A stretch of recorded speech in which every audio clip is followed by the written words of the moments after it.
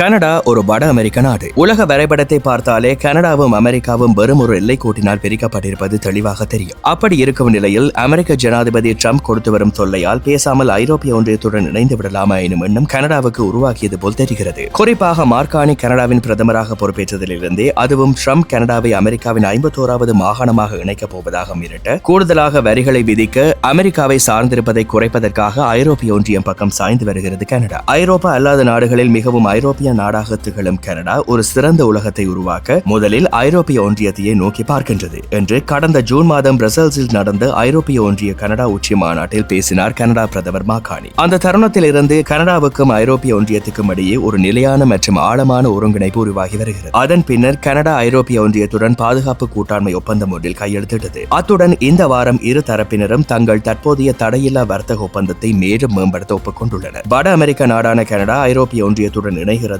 அது சாத்தியமா எனும் கேள்விகள் எழுந்துள்ளன. நிபுணர்களிடம் ஐரோப்பிய ஒன்றியத்துடன் கனடா இணைவது குறித்து விவாதித்தால் அது சாத்தியமே என்கின்றார்கள் அவர்கள். கனடா ஐரோப்பிய ஒன்றியத்துடன் இணைந்தால் அது கனடாவின் அடையாளத்தை நீர்த்து போக செய்யாது, மாறாக உலகின் மீதான கனடாவின் தாக்கத்தை அது அதிகரிக்கத்தான் செய்யும் என்கின்றார் வரலாறு மற்றும் பொருளாதார நிபுணரான ஆகஸ்டோ லோபஸ் கிளாரோஸ் என்பவர். கடந்த கோடையில் கனடா ஐரோப்பிய ஒன்றியத்துடன் நெருக்கமான கூட்டாண்மையை விரும்புவதாகவும், ஆனால் அதில் உறுப்பினராக விரும்பவில்லை என்றும் கார்னி கூறியுள்ளார். ஆனால் பாதிக்கும் சற்று குறைவான கனடியர்கள் கனடா ஐரோப்பிய ஒன்றியத்துடன் இணையும் இந்த யோசனையை ஆதரிப்பதாக அபகஸ் டேட்டா எனும் ஆய்வு அமைப்பு தெரிவிக்கின்றது. அபகஸ் டேட்டா அமைப்பின் தலைமை நிர்வாக அதிகாரியான டேவிட் கொலட்டோ கனடா ஐரோப்பிய ஒன்றியத்துடன் இணைவது தொடர்பில் ஒரு கேள்வி எழுமானால், ஏற்கனவே அமெரிக்கா தங்களுக்கு துரோகம் செய்துவிட்டதாக கனடியர்கள் கருதும் நிலையில் அவர்களில் பலர் அதற்கு ஆதரவளிப்பார்கள் என தான் நம்புவதாக தெரிவிக்கின்றார். அதே நேரத்தில் அப்படி கனடா ஐரோப்பிய ஒன்றியத்துடன் இணையுமானால் கனடா தனது இறையாண்மையை தியாகம் செய்ய நேரிடும் என்கின்றார் வர்த்தகத்துறை நிபுணரான மெரிடித் லிலி என்பவர். அப்படி கனடா ஐரோப்பிய ஒன்றியத்துடன் இணையும் போது கனடாவின் வர்த்தக கொள்கைகள் தொடர்பில் முடிவுகள் எடுப்பது